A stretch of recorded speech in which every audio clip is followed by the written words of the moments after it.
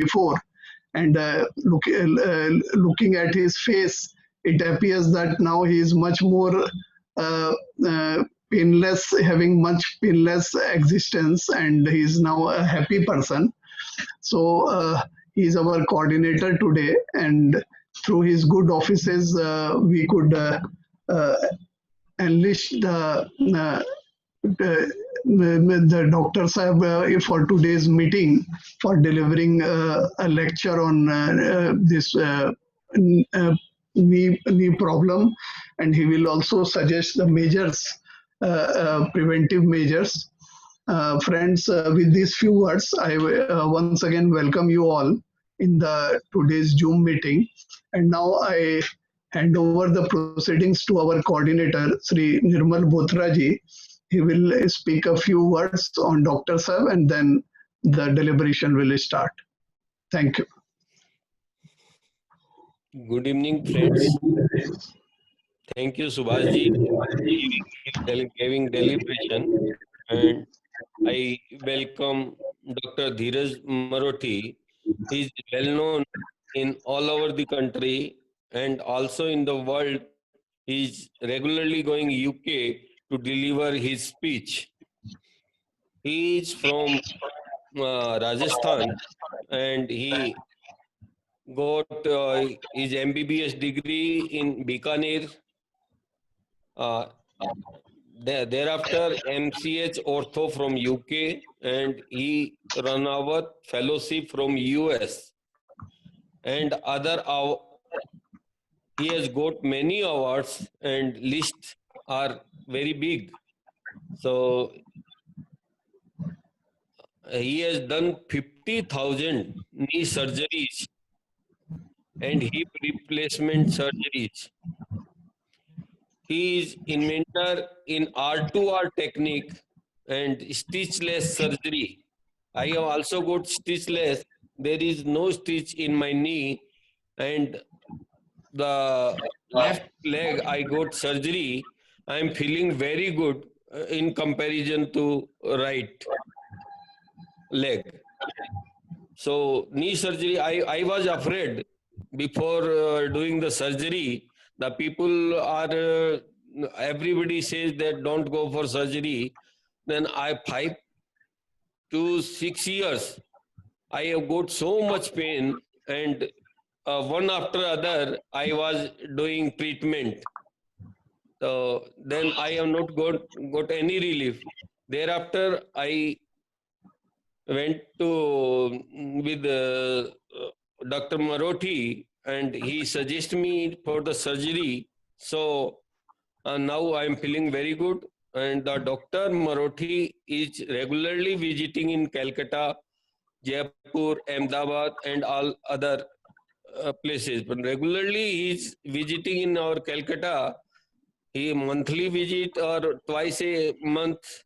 He is regularly visiting, and his assistant, Dr. Partho Chatterjee, and Dr. Partho Chatterjee in Calcutta, he is very good physician, and Dr. Vyas is assistant in Ahmedabad. He is also very good doctor in orthopedic. So I welcome Dr. Dheeraj Marothi. He is require no introduction, but he is very humble and very, very good in his job, and his behavior is very good. Whenever you will see, you will feel happy, and he will talk to you nicely. So if doctor behavior is good, then half of the disease vanish. So I welcome and request Dr. Dheeraj Marothi to deliver his speech.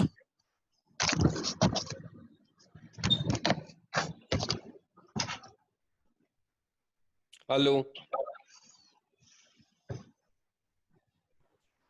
Thanks to Nirmalji and Subhashji, President of Avantika Group, and Secretary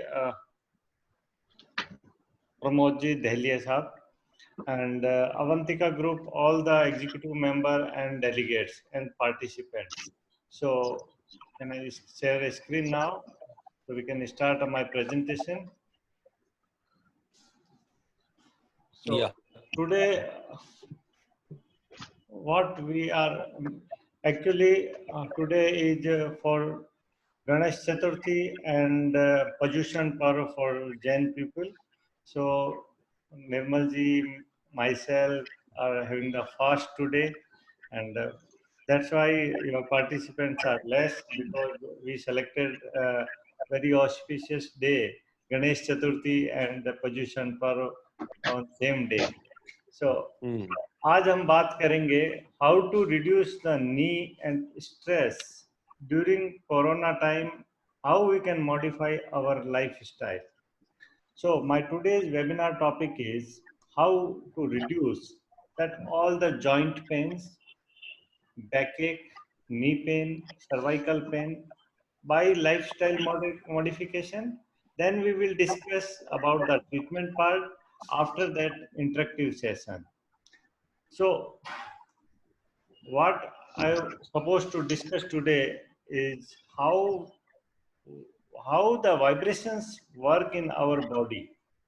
So low vibration cause like fatigue, fear, stress, anxiety, extreme anger, hate, malnutrition, smoking and alcohol, and drug addicts. In those people, vibration level is quite low. On Earth, we are having 27.5 hertz vibrations. So whenever vibration is low, there are chances of infection is more.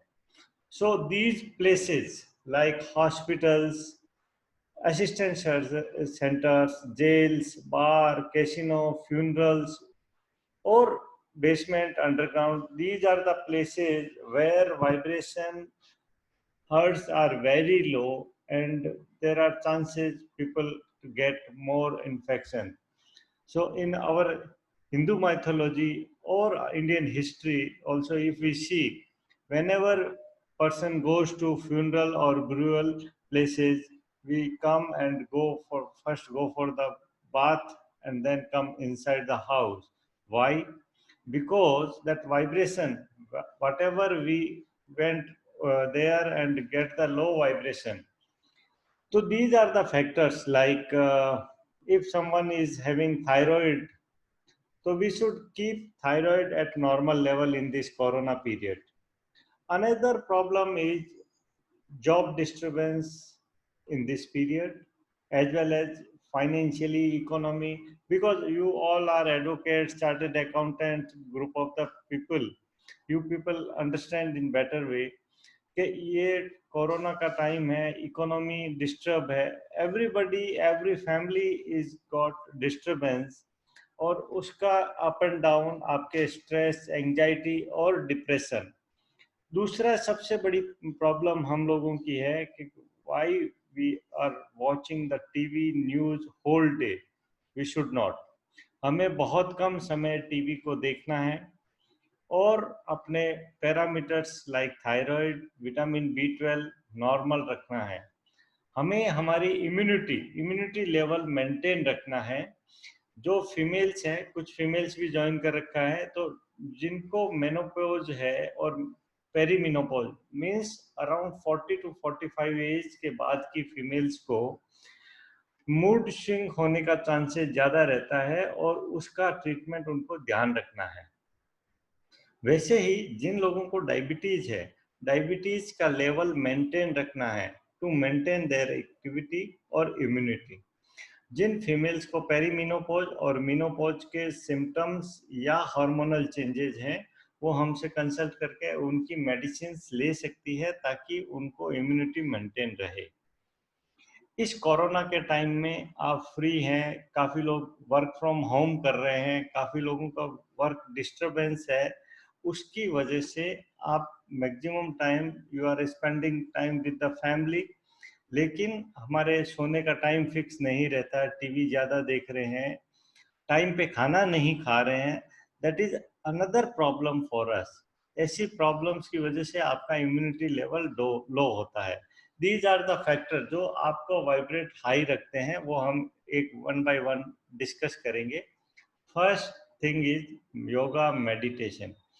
Yoga meditation अपने को 10 to 15 minutes आपको yoga meditation करना ही करना है। हर religion में breathing exercise से शुरू करते हैं।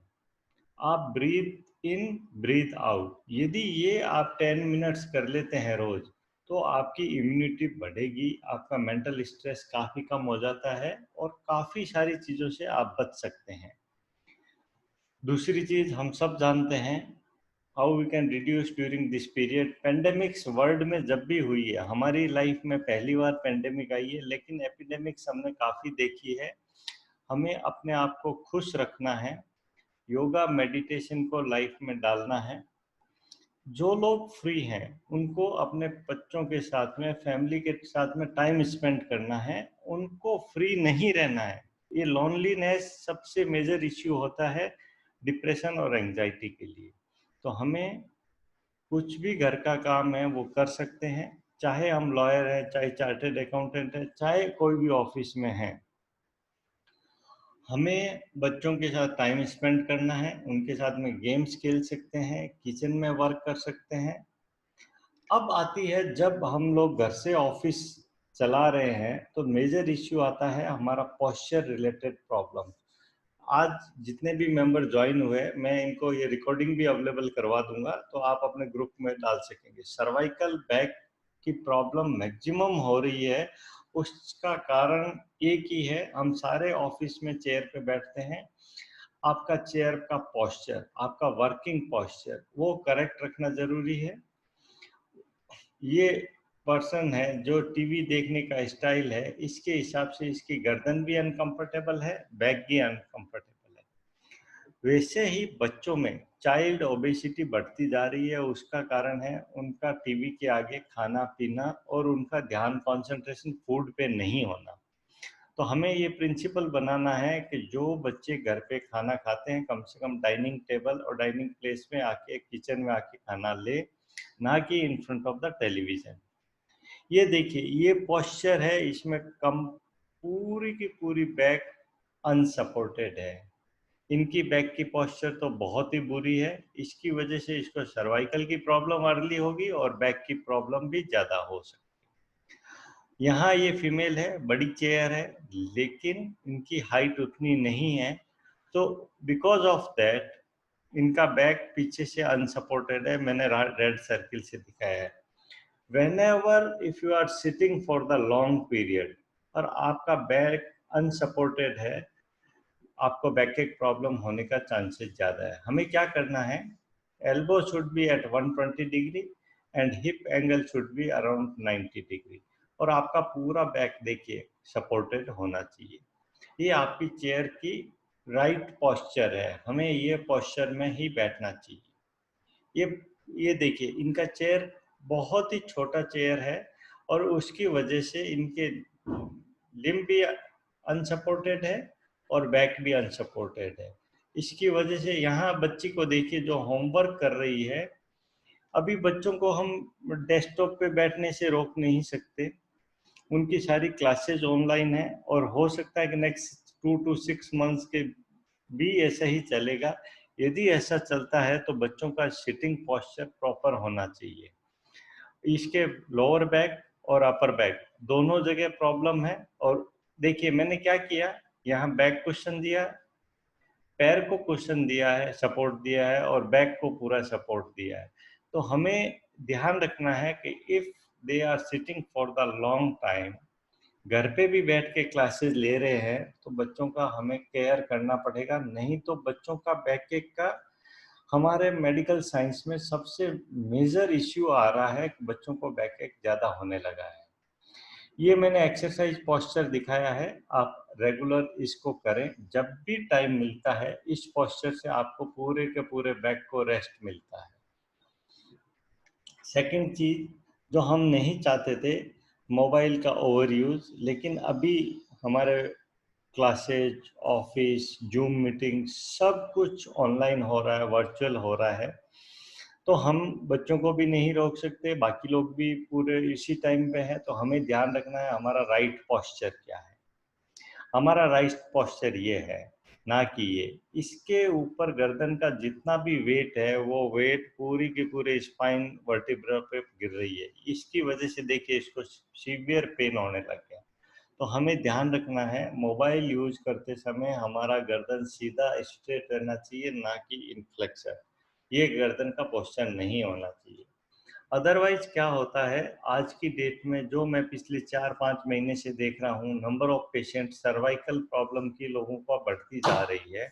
उसका एक सबसे बड़ा रीजन है कि पहले cervical problem only at localise area गर्दन पे होता है, फिर धीरे धीरे ये रेडिएट होके यहाँ तक पहुँचता है और यहाँ पे भी आता है। धीरे धीरे ये एडवांस स्टेज में सर्वाइकल स्पॉन्डिलोसिस होती है, तो आपके फिंगर्स में भी नमनेस आने लग जाता है, टिंगलिंग नमनेस।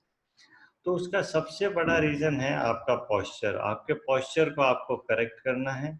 ये मैंने करेक्ट पोस्चर दिखाया, कैसे आपको खड़ा रहना है, कैसे चेयर पे बैठना है, ये हमें बहुत जरूरी ध्यान रखना है। विद द एज हमें कुबड़ या काइफोटिक डिफॉर्मिटी हम बोलते हैं, हिंदी में हम इसे कुबड़ बोलते हैं। देखिए ये because of the wrong posture. हमें पोस्चर हमारा करेक्ट करना है, तो आधा बैकएक की प्रॉब्लम सॉल्व हो सकती है। काफी लोगों की गर्दन देखेंगे तो 20 to 30 डिग्री ऐसे फ्लेक्शन में रहती है, ऐसा नहीं रहनी है। हमें गर्दन सीधी रखनी है। साइड व्यू से देखें, गर्दन, शोल्डर और ईयर एक ही राइट डायरेक्शन में रहना चाहिए, ताकि आपके गर्दन में ये सब ऐसी डिफॉर्मिटीज आपके नहीं हो।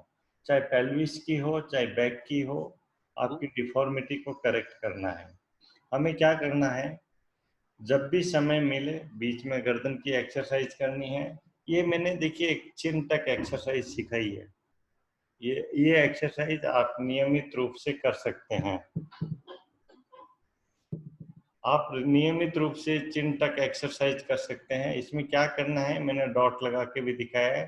गर्दन को आगे ले जाना है, पीछे लाना है। इट्स जस्ट लाइक ए शुतुरमुर्ग। शुतुरमुर्ग के जैसे गर्दन को आगे पीछे करना है।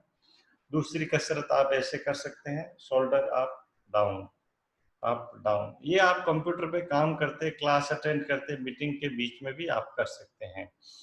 जो लोग घर में एल्डरली है, उनको हम फिजियोथेरेपिस्ट लगा सकते हैं। फिजियोथेरेपिस्ट आके भी आपको नियमित कसरत करा सकते हैं।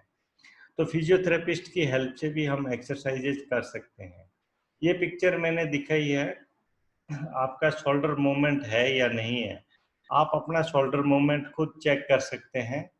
ये देखिए, ये मूवमेंट यदि कर रहे हैं और ये मूवमेंट कर रहे हैं, मतलब आपका शोल्डर पूरा मुड़ रहा है, शोल्डर का मूवमेंट अच्छा है। यदि शोल्डर में मूवमेंट में रेस्ट्रिक्टेड है, तो हमें क्या करना है, आगे बैंड होके गोला बड़ा गोला बनाना है। बड़े गोला बनाना है, साथ का साथ दीवार के सारे आपको हाथ को ऊपर लेके जाना है। ये ध्यान रखना है। इससे देखिए यहाँ आते ही इसका दर्द शुरू हो गया है। तो हमें ये ध्यान रखना है कि शोल्डर मूवमेंट काफी बार हम लोगों का पूरा कंधा जाम हो जाता है, फिर हम डॉक्टर के पास जाते हैं। तो हमें क्या करना है, बीच बीच में शोल्डर मूवमेंट खुद को चेक कर लेना है कि मेरा शोल्डर बराबर है या नहीं है, मूवमेंट बराबर है या नहीं। आज की डेट की सबसे एक और मेजर प्रॉब्लम है, हम बड़े तकिए लगाने लगे हैं। मोटे तकिए दिखने में अच्छे होते हैं, डेकोरेटिव होते हैं, लेकिन हमारे इंडियंस की गर्दन की हाइट उतनी नहीं होती है। तो हमें गर्दन की हाइट को बराबर रखना है। गर्दन की हाइट के हिसाब से हमें तकिया लगाना है, ना कि पतला तकिया, मोटा तकिया हमें बिल्कुल नहीं लगाना है। ऑस्टियोआर्थराइटिस हम सब जानते हैं, जिसे हिंदी और गुजराती में घसारा बोलते हैं। ये मोस्ट कॉमन डिजीज है। 45 साल के आसपास के महिलाओं में ये प्रॉब्लम ज़्यादा होती है, तो हमें इसको करेक्ट करना है।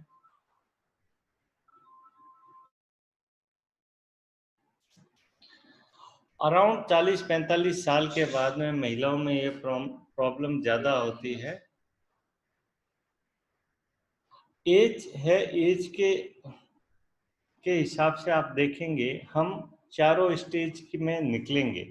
हर किसी को निकलना है। बचपन से एडल्ट होंगे, एडल्ट से मिडिल एज में आएंगे, मिडिल एज से बुढ़ापा आएगा, हम सबको आएगा। हमें क्या ध्यान रखना है, हमारी जो फैमिली हिस्ट्री है वो हम चेंज नहीं कर सकते। बढ़ती हुई उम्र आप चेंज नहीं कर सकते। आप क्या चेंज कर सकते हैं? आपकी लाइफस्टाइल। लाइफस्टाइल आप मॉडिफाई कर सकते हैं, बाकी फैमिली हिस्ट्री में जेनेटिकली आपको जो प्रॉब्लम है वो तो रहनी ही वाली है। तो हमें क्या करना है, हमारा रियलिस्टिक एक्सपेक्टेशन के साथ में गोल्स डिसाइड करने हैं। हमें वर्कआउट का प्लानिंग करना है। प्रॉपर प्लानिंग करने से हमें बेनिफिट मिलेगा ही मिलेगा। उस सब के लिए सबसे ज़रूरी है टाइम पे उठना। आपको टाइम पे, फैमिली में सब मेंबर्स को टाइम पे उठना बहुत ज़रूरी है।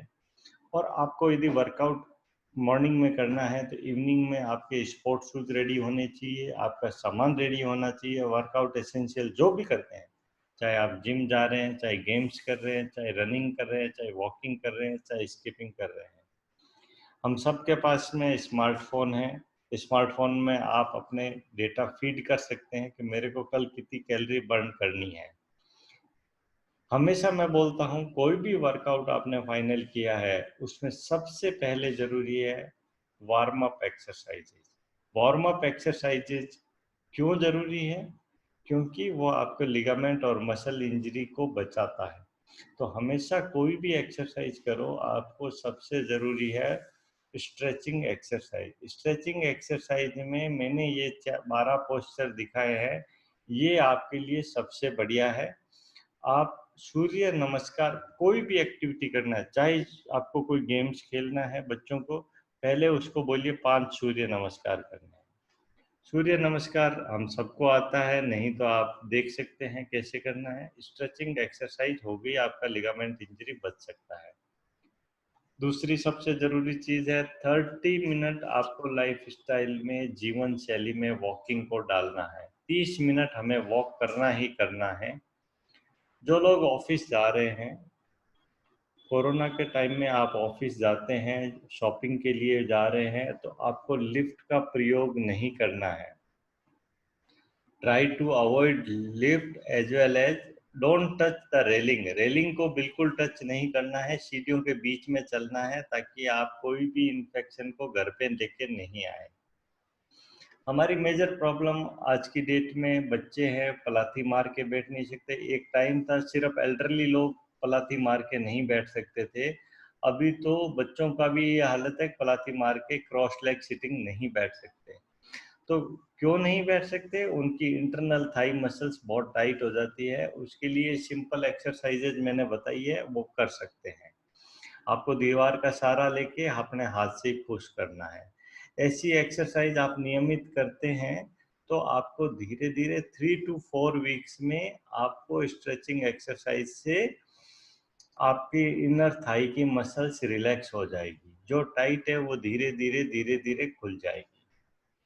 हमारे इंडियंस ने दूसरी मेजर प्रॉब्लम क्या हुई, हमने स्टैंडिंग किचन और वेस्टर्न वर्ल्ड से एक्सेप्ट कर लिया, जबकि वो हमारी सबसे बड़ी गलती है। और जो फीमेल्स को प्रॉब्लम हो रही है आर्थराइटिस की, वो मैक्सिमम है वो क्योंकि लॉन्ग स्टैंडिंग में खड़ा रहती है। हमारे फीमेल्स दिन भर किचन में स्टैंडिंग में खड़ी रहती है, because of that they are using their knee like a pillar. तो पिलर के जैसे वो घुटने को चला खड़े रख रही है, तो बैक नी अनसपोर्टेड रहता है। तो मैंने इसका फॉर्मूला दिया है, आपको क्या करना है, ये चेयर किचन में रखना ही रखना है। मैक्सिमम टाइम हम अननेसेसरी स्टैंडिंग रहते हैं, उसकी वजह से यंग फीमेल्स में भी नी आर्थराइटिस ज्यादा होने लगा है। एक और मेजर प्रॉब्लम है, वो है ओबेसिटी।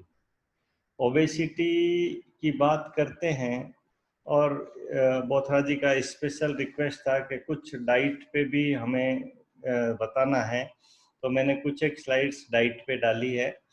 तो हमें वेट लॉस करने के लिए क्या करना है? सबसे पहले avoid sugar, all 3 W's avoid करना है। उसमें वाइट शुगर को हमें जहाँ तक हो अवॉइड करना है, उसकी जगह हम ब्राउन शुगर ले सकते हैं, नहीं तो जैगरी गुड़ ले सकते हैं, शहद ले सकते हैं, लेकिन इनमें भी फुल ऑफ कैलोरीज होती है। जहाँ तक होना है हमें शुगर वर्ड को अवॉइड करना है। दूसरी चीज हमें क्या करनी है, हम लोग कहीं पे भी डिनर कर रहे हैं, जा रहे हैं, चाहे क्लब जाते हैं, चाहे हम घर पे जाते हैं या कोई गेस्ट आता है, हम स्टार्टर देते हैं। स्टार्टर में हम उतनी कैलोरी उसको दे देते हैं जितना आपके पूरे मील की कैलोरी होनी चाहिए। तो हमें ध्यान रखना है, अवॉइड स्टार्टर्स। स्टार्टर रखना नहीं है, ना लेना है, ये बहुत ही डेंजरस चीज है। और तीसरी सबसे बड़ी चीज है कि कोई भी स्नैक्स, हमें स्नैक्स नहीं लेना है, जंक फूड नहीं लेना है, फास्ट फूड को अवॉइड करना है या मिनिमाइज करना है। बच्चों में आप बिल्कुल अवॉइड नहीं कर सकते, तो हमें मिनिमाइज करना है इन चीज़ों से। हमारे को इस कंट्री में जो चाइल्ड ओबेसिटी वर्ड नहीं था, वो भी बच्चों में ओबेसिटी आने लगा है। डायबिटिक है उनके लिए मैंने ये चार्ट दिया है, आप लोग स्क्रीनशॉट भी रख सकते हैं, और अदरवाइज मैं इसका आपको प्रेजेंटेशन की रिकॉर्डिंग भी दे दूंगा। तो ये फूड हैबिट्स आप इंक्लूड करें। डाइट चार्ट का मैंने पूरा प्लान दिया है। आपकी calorie around 1500 to 1800 kilo calorie per day आपको इनटेक होना चाहिए, इससे ज़्यादा नहीं होना चाहिए। लेकिन आपको उसके साथ में वर्कआउट को भी फिक्स करना पड़ेगा। बच्चों में ओबेसिटी को अवॉइड करने के लिए केक्स और चॉकलेट्स, ये हमें मिनिमाइज करना है बच्चों में। ये हमारे बच्चों में ओबेसिटी आने का सबसे बड़ा रीज़न है कोक, डाइट, ये फ्रूट जूस, ये सब चीज़ें दिक्कत कर रही है। हमें उनको फ्रूट, वेजिटेबल फ्रूट और ड्राई फ्रूट, ये स्लाइड याद रखना है, इनका उपयोग ज़्यादा करना है। हमें ब्रेकफास्ट से लेके डिनर तक इन चीज़ों को इन्वॉल्व करना है।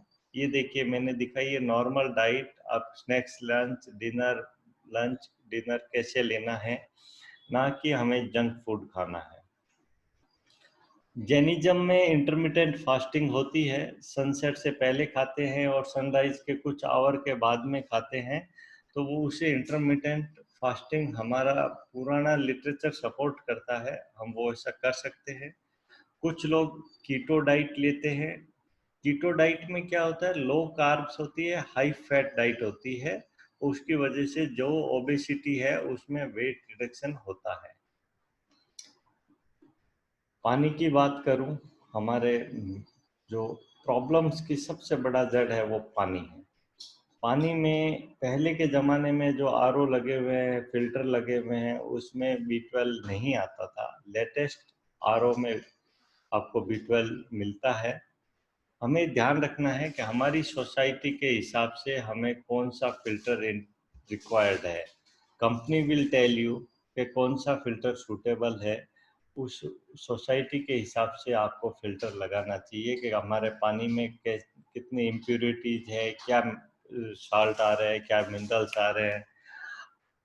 एल्कलाइन वाटर की मात्रा आप धीरे धीरे बढ़ा भी सकते हैं, ये इसमें पीएच लेवल हाई होता है, ये बॉडी के लिए हेल्पफुल है। धीरे धीरे इसकी क्वांटिटी आप अपने रूटीन में बढ़ा सकते हैं। सनलाइट की बात करूं तो विटामिन D3 का नेचुरल सोर्स है वो सनलाइट है, और हमारे मैक्सिमम लोग महंगी जांचें करा रहे हैं, B12 D3 सबका कम आता है।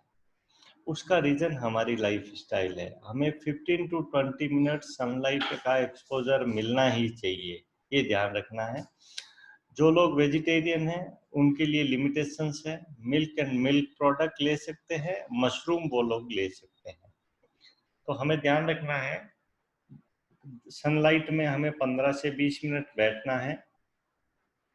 मेरा हमेशा वेबिनार का स्लोगन यही रहता है कि life is movement, movement is life, it's only happen with the possible with the healthy joint.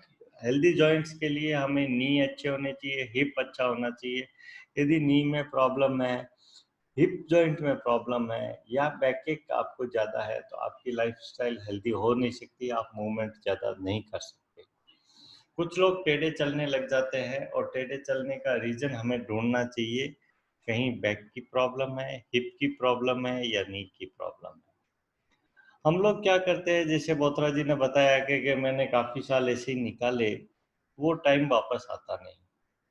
आज की डेट में हम यदि शुरू में यदि नी के 3 कंपार्टमेंट होते हैं, हम यदि एक कंपार्टमेंट ही डैमेज हुआ है और एज मेरी 40 है, तो हमें इमीडिएट डॉक्टर से कंसल्ट करना चाहिए। और मेरी जो R2R टेक्निक है उसमें हम इस लेवल पे टोटल नी रिप्लेसमेंट सर्जरी की जरूरत नहीं है। ये ट्रीटमेंट हम उतने ही पार्ट को रिसरफेस करके ठीक किया जा सकता है। हम लोग स्टेज 1 और 2 में डॉक्टर से कंसल्ट नहीं करते हैं, अपने जीपी से मेडिसिन पेन किलर लेते रहते हैं, ना फिजियो कंसल्ट करते हैं। तो हमें हो सके तो आपका जो भी कंसल्टेंट है, फिजियोथेरेपिस्ट है, उससे आप बात कर सकते हैं और देख के बता सकता है कि भी ये एक्सरसाइज आपको सूटेबल है। लेकिन हम यूजुअली इस स्टेज में, एडवांस स्टेज में डॉक्टर के पास जाते हैं, फिर कहते हैं कि डॉक्टर ने तो सर्जरी सलाह देते हैं। तो ऐसा नहीं है। आप जब भी प्रॉब्लम हो इमीडिएट आप अपने कंसल्टेंट से राय करें। हिप में भी वही बात है, कमर के लिए भी वही बात है। हमें रूल आउट करना है प्रॉब्लम कहाँ है और उसकी ट्रीटमेंट के लिए हमें बात करनी चाहिए। उसके लिए जो एक्सरसाइज ज़रूरी है वो एक्सरसाइज कर सकते हैं। हमें एक अच्छे क्वालिटी के एक्सरे की ज़रूरत होती है। नी के लिए खड़े रख के एक्सरे लेना चाहिए और खड़े रख के एक्सरे लेके आप हमें व्हाट्सएप पे भी राय कर सकते हैं।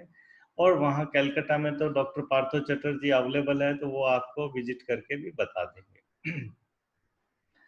तो कमर के लिए एलएस स्पाइन, हिप के लिए ये एक्सरे, एक्सरे मस्ट है, बेसिक इन्वेस्टिगेशन है। एक्सरे हुआ तो हम राय कर सकते हैं। और लास्ट 5 मंथ से हम लोग व्हाट्सएप पे अवेलेबल है और फ्री ऑफ कॉस्ट कंसल्टिंग कर रहे हैं। मैंने डॉक्टर पार्थो के भी नंबर डाले हैं, तो जिनको भी कोई ओपिनियन लेनी हो, मेरा अपॉइंटमेंट लेना हो, तो डॉक्टर पार्थो सारी रिपोर्ट्स वगैरह रेडी करके वीडियो चैट हमसे कर लेते हैं और हम उसके हिसाब से ट्रीटमेंट बता देते हैं। तो आपको, कोरोना का टाइम है, हॉस्पिटल नहीं जाना है पहली चीज़, क्योंकि सोर्स ऑफ इन्फेक्शन हॉस्पिटल में सबसे ज़्यादा होता है। हमें जहाँ तक है, छोटी मोटी प्रॉब्लम, नी पेन, कमर दर्द, हिप पेन, इसके लिए हमें डॉक्टर को कंसल्ट करने के बजाय आप हमें डायरेक्ट व्हाट्सएप से कांटेक्ट कर सकते हैं। हॉस्पिटल्स में हमें जहाँ तक है नहीं जाना है। इसकी आप स्क्रीनशॉट निकाल के रख सकते हैं। ये चीज़ आपको नंबर मिल जाएंगे और कंसल्टिंग फ्री ऑफ कॉस्ट हो जाएगी। आप अवंतिका का नाम लिख के रेफरेंस देना पड़ेगा। यदि आपको एक्सरे की सजेशन है, एक्सरे आपके पास नहीं है, तो आपको क्या करना है कि नियर बाई एक्सरे क्लिनिक पे जाके एक्सरे करवाना है, ना कि हॉस्पिटल जाना है। हॉस्पिटल्स अभी अवॉइड करना है, क्योंकि हम कोई भी इन्फेक्शन को लेते हैं और हमारी इम्यूनिटी अच्छी है, लेकिन हमारे घर में सीनियर सिटीजन भी है और बच्चे भी हैं, उनको रिस्क अननेसेसरी हो जाती है। जैसा कि मैंने बताया, जिनको भी बैकएक की प्रॉब्लम है, आप राइट टाइम पे डिस्कस करें। हमारे फिजियोथेरेपिस्ट है, वो आपको कसरत बताएंगे, एक्सरसाइज बताएंगे। कुछ एक्सरसाइजेज मैं बता देता हूँ, वो आप नियमित रूप से, जो हमारा आज का चर्चा का विषय है, जीवन शैली में परिवर्तन। मेरे को अपनी लाइफ स्टाइल में 1 से 1.5 घंटा मेरे को मेरी बॉडी के लिए देना है। तो ये बहुत ही बढ़िया एक्सरसाइज है। दीवार के सहारे खड़ा होना है, बैक सटी हुई रहनी चाहिए। ये 1 2 3 स्टेज दिखाया है, उसके हिसाब से करना है। ये एक्सरसाइज बहुत बढ़िया है। वर्टिब्रा का मूवमेंट के लिए, कमर के लिए बहुत ही प्यारी एक्सरसाइज है। आपको गिब्बस के जैसे कुबड़ निकालना है और कमर को दबाना है। ये आपके मूवमेंट के लिए बढ़िया है। जिन लोगों को बैकएक रहता है, ब्रीजिंग एक्सरसाइज कर सकते हैं। सिंपल, कोई भी सर्जरी हुई है फिर भी ये एक्सरसाइज आप नियमित रूप से कर सकते हैं। शोल्डर और नी को एक लेवल पे लाना है, बटक्स को उठाना है और 10 सेकंड तक होल्ड रखना है। आपको ये ध्यान रखना है, 10 सेकंड तक होल्ड रखा, फिर जमीन पे धीरे धीरे लेके गए। जिन लोगों को बैकएक की प्रॉब्लम है, धीरे धीरे फोल्ड करें, फ्लेक्स करें। और जिनका फ्लेक्सिबिलिटी अच्छा है, वो सिर तक भी घुटनों को लगा सकते हैं। हमें हर एक्सरसाइज के बीच में पॉज लेना है। एक्सरसाइज ऐसा नहीं है कि हर कोई सेम एक्सरसाइज कर सकता है। हमें धीरे धीरे आपकी बॉडी की फ्लेक्सिबिलिटी बढ़ानी है। यहाँ मैंने दिखाई है 4 स्टेज। 15 डिग्री पे होल्ड रखना है, फिर रिलैक्स करना है। 30 डिग्री पे दोनों पैर को उठाना है, होल्ड रखना है, नीचे ले जाना है। फिर 45 डिग्री पे अपने दोनों पैरों को उठाना है, होल्ड रखना है 10 सेकंड तक, फिर नीचे लाना है। फिर 90 डिग्री पे आपको दोनों पैर को उठाना है, 10 सेकंड तक होल्ड रखना है, फिर रिलैक्स करना है। ये ध्यान रखना है। आप यदि किचन में खड़े खड़े हैं भी आप ये एक्सरसाइज कर सकते हैं, ऑफिस में भी आप खड़े खड़े ये एक्सरसाइजेज कर सकते हैं। किक बैक एक्सरसाइज से आपकी हैमस्ट्रिंग स्ट्रेंथनिंग एक्सरसाइज हो रही है। जब भी लेटे हैं ये एक्सरसाइज करेंगे तो आपके हिप और बैक दोनों की मसल की स्ट्रेंथनिंग एक्सरसाइज होगी। ये क्वाड्रिसेप स्ट्रेचिंग के लिए मैंने एक्सरसाइज बताई है। यदि आप पैर को इकट्ठा नहीं कर सकते कोई बात नहीं, आपको पैर को सीधा उठाना है, अपोजिट हैंड अपोजिट पैर को उठाना है एक साथ बगैर मोड़े हुए। हैमस्ट्रिंग के लिए ये भी एक्सरसाइज बहुत अच्छी है, आपको धीरे धीरे खींच के सीने की तरफ लाना है, ये एक्सरसाइज कर सकते हैं। नी के लिए सबसे बढ़िया एक्सरसाइज है, हर घर में एयर बॉल मिलती है, बॉल को दबाना है, घुटनों के बीच में रख के बॉल को दबाना है। कैसे, ये मैंने इसी वीडियो में दिखाया है, देखिए ये प्रेस किया, ये प्रेस करना है आपको। ये एक्सरसाइजेज नियमित रूप से कर सकते हैं। So exercise is good for your health. आपको जो चीज़ ठीक लगे, वॉकिंग सबसे बेस्ट एक्सरसाइज है। जिनको नी, बैक और हिप में पेन रहता है वो स्विमिंग कर सकते हैं। स्विमिंग करने से आपको आपके वेट नहीं आता है, और जो लोग वॉक नहीं कर सकते उनके लिए स्विमिंग बेस्ट एक्सरसाइज है। साइकिलिंग बहुत ही अच्छी एक्सरसाइज है, साइकिलिंग कर सकते हैं। जो फीमेल्स को लगता है कि मैं ना तो वॉकिंग के लिए निकल सकती ना स्विमिंग कर सकती हूँ, वो स्टैटिक साइकिल ले आए, अपने बालकनी में रख के जब भी आपको समय मिले स्टैटिक साइकिलिंग कर सकते हैं। यदि आप स्विमिंग पूल में, आपको स्विमिंग नहीं आती लेकिन आपको नेवल लेवल पे, कमर के लेवल के पानी में आप यदि वॉक करते हैं, यदि आप 30 मिनट वॉक करते हैं तो आपको 1 घंटे जिम में जितनी कैलोरी बर्न करेंगे उतनी एक्सरसाइज आप कैलोरी बर्न कर पाएंगे। तो हमें बहुत ही बढ़िया है। कलकत्ता के लिए तो सबसे बेस्ट है आपके लिए, क्योंकि स्विमिंग पूल इजीली अवेलेबल है सब जगह। वाटर के अपने सोसाइटीज में अवेलेबल रहता है, बच्चों का पूल रहता है, उसमें फीमेल्स वॉक कर सकती है। इसमें क्या होता है कि ना तो आपके घुटनों पे प्रेशर पड़ता है ना कमर पे प्रेशर पड़ता है, और स्विमिंग आना भी जरूरी नहीं है, ये मैंने इसमें दिखाया है। आपको वॉकिंग करने में आप कैलोरी बर्न करेंगे, आपकी मसल्स भी स्ट्रॉन्ग होगी। तो नट सेल में मैं यही कहूँगा, एक्सरसाइज इज इम्पोर्टेंट, चाहे बच्चे हो, चाहे जवान है, चाहे एल्डरली पर्सन है, लेकिन हमें एक्सरसाइज को इंक्लूड करना है, हमारी लाइफ स्टाइल में मॉडिफिकेशन करना ही करना है। और मैंने सबसे पहले बोला आपको स्ट्रेचिंग एक्सरसाइज करनी ही करनी है। विदाउट स्ट्रेचिंग एक्सरसाइज हमें सीधा कोई भी एक्टिविटी, चाहे गेम्स हो चाहे कोई भी एक्टिविटी हो, उसमें जंप नहीं करना है। पहले हमें स्ट्रेचिंग एक्सरसाइज करनी ही करनी है। आज का नया ट्रेंड है, जो यंग पीपल है वो बॉडी बिल्डिंग एक ड्रीम होता है, लेकिन मैं उनको एक चीज़ बता देता हूँ, जेनेटिक्स से आपको जो जीन मिला है उसके हिसाब से आपका फिगर होता है बॉडी का, वो आप बहुत ज़्यादा चेंज नहीं कर सकते। हमें एक्सरसाइज क्यों करनी है, हमें अपने आप को फिट रखना है। फिटनेस ज़रूरी है, ना कि बॉडी शेपिंग। हमारे को ये ध्यान रखना है कि आपको फिट रहना है। इससे सबसे बढ़िया चीज़ ये है कि आपके फिटनेस के साथ साथ ब्रेन से केमिकल्स निकलते हैं, एंडोर्फिन्स निकलते हैं, वो आपकी इम्यूनिटी लेवल को बढ़ाता है। तो इम्यूनिटी बहुत ज़रूरी है। कोरोना के टाइम में हमें सबसे ज़्यादा ज़रूरी चीज़ है वो है आपका इम्यूनिटी लेवल बढ़ाना। तो उसके लिए एक्सरसाइज कंपलसरी है। As a orthopaedic surgeon I am worried about the weight. Obesity की वजह से आपका हिप डैमेज हो सकता है, नी जॉइंट डैमेज हो सकता है, एंकल जॉइंट डैमेज हो सकता है। ओबेसिटी की वजह से दूसरी प्रॉब्लम है मसल्स वीकनेस हो जाती है, और जैसे हमने सुना ऑस्टियोपोरोसिस का चांसेस भी ज़्यादा होता है, और हड्डी एक एज के बाद में ब्रेक हो जाती है। आप सुनते हैं गोला टूट गया। तो हमें ये ध्यान रखना है कि ये चीज़ें कैसे मेंटेन रहे। हमें अपनी लाइफ स्टाइल में थोड़ी देर सनलाइट में बैठना है, एक्सरसाइज करनी है, स्विमिंग करना है, साइकिलिंग करनी है। ये सारी चीज़ें हमें एक एज पे ही शुरू कर देना है, ना कि एक एज के बाद में शुरू करना है। जो यंग है उनको इमीडिएटली अपने लाइफ स्टाइल में 60 मिनट से 75 मिनट्स खुद को देना है। जिन लोगों को नी पेन है उनको लंबे समय तक नी ब्रेस नहीं लगाना है।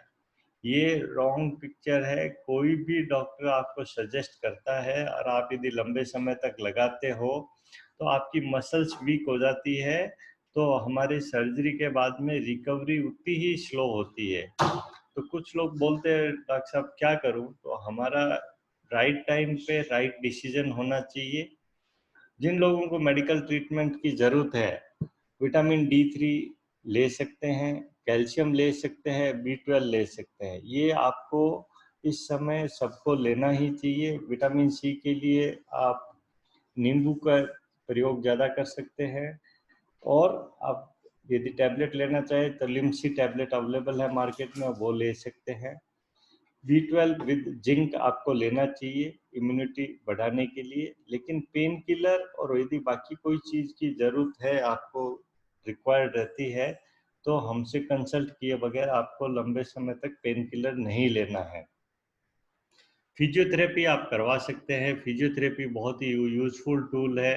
Exercises, shortwave diathermy, acupuncture, acupressure, heat and ice therapy, balneotherapy, ये सारी चीज़ें आप नियमित रूप से अपने फिजियोथेरेपिस्ट से ओपिनियन करके करवा सकते हैं, कोई दिक्कत नहीं है। जिनको नी की आर्थराइटिस हो गई, राइट टाइम पे हम कंसल्ट नहीं करते। लेकिन जो मेरी R2R टेक्निक है, इसमें एक बहुत बड़ा एडवांटेज है कि हम बोनी कट्स बहुत कम लेते हैं। जो डैमेज पार्ट है हम उसको छील के उसके ऊपर कैप लगा देते हैं। तो हमें ये ध्यान रखना है कि जो एडवांस सर्जिकल टेक्निक है उसके बहुत बड़े फायदे हैं।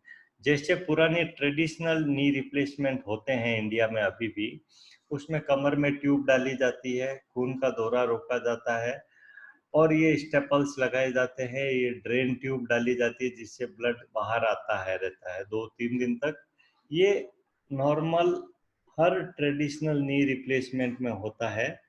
लेकिन जो मैंने 6 साल पहले R2R टेक्निक इन्वेंट की और ये पेटेंट किया, और इस टेक्निक में ना तो आपको कमर में ट्यूब डलाना है, ना खून का दौरा रोकना है, क्योंकि सर्जरी सिर्फ 15 मिनट में आपकी सर्जरी खत्म हो जाती है। 3 घंटे के बाद में आप चल फिर सकते हो।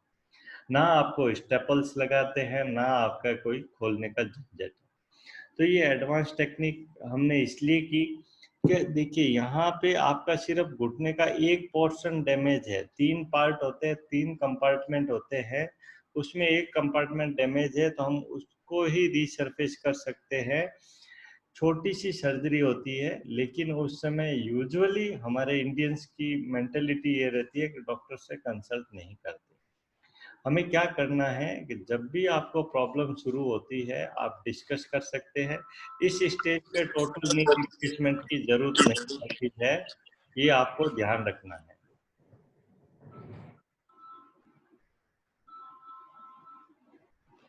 जब तीनों कंपार्टमेंट डैमेज होते हैं फिर भी हम R2R से टोटल नी रिप्लेसमेंट कर सकते हैं।